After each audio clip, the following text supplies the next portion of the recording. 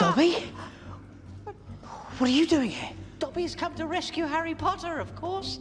Dobby will always be there for Harry Potter. Guys, this is Martin over at CBR, and be sure to stick around as I slip into my sorting hat and disappear down the rabbit hole in search of Horcruxes, and we look back at Harry Potter and the Deathly Hallows Part 1 to find out what all the fuss was about. So with a book so big they had to break the film into two parts, what you've got with Harry Potter and the Deathly Hallows Part 1 is a real tour de force in terms of directing a massive magnum opus of a novel. And this time round you get an opening which is truly terrifying. On the one hand, you've got the Order of the Phoenix who are having to get Harry to a safe house. On the other, you've got Lord Voldemort holding up, I believe, at the mansion of the Malfoys, who basically is overseeing this string of dark wizards, with one of their allies being suspended and obviously severely tortured in plain sight.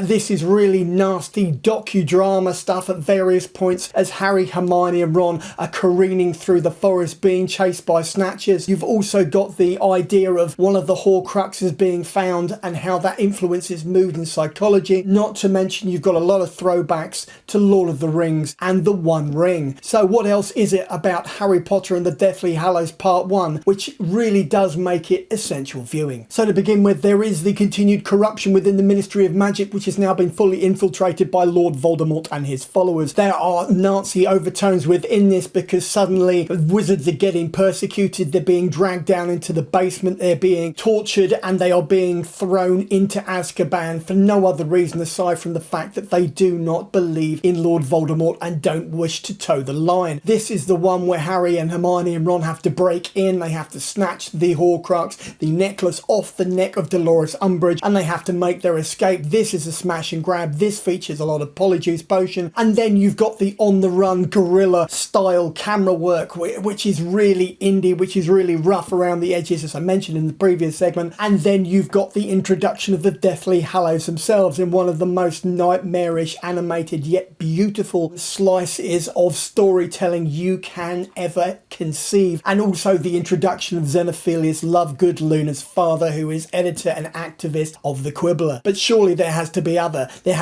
things that really make this film shine. Let's dig into exactly what they might be next. So aside from the essential introduction of the Deathly Hallows by Xenophilius Lovegood, aka Rhys Evans, the man behind Dr. Kirk Connors in both The Amazing Spider-Man 2 and Spider-Man No Way Home, you've also got a perfect character cameo from Bill Nye as Rufus Scrimgeour, the Minister for Magic. Nye will be familiar to many for being both the stepfather in Shaun of the Dead, but more importantly for being Davy Jones in Pirates of the Caribbean Dead Man's Chest. Then there is the connection between Guy Henry, who plays Pius Thickness in Hallows Part 1, and Star Wars. Yes, Guy Henry was the man beneath the CGI who brought Tarkin back to life, aka Peter Cushing, in Rogue One. Then there is the way that suddenly the Wizarding World and the real world emerged in very much an indie docudrama style. There are no more smooth edges here. This does not feel like a mainstream movie anymore. And the central connection, the central relationship between Hermione, Harry and Ron is incredibly fractured, and there are some serious Lord of the Rings One Ring overtones. Not to mention the fact that suddenly this ends in a sucker punch of such emotional depth on a beach in Teignmouth that audiences, including myself, were reduced to tears. My name's Martin, this has been CBR. We'll talk soon.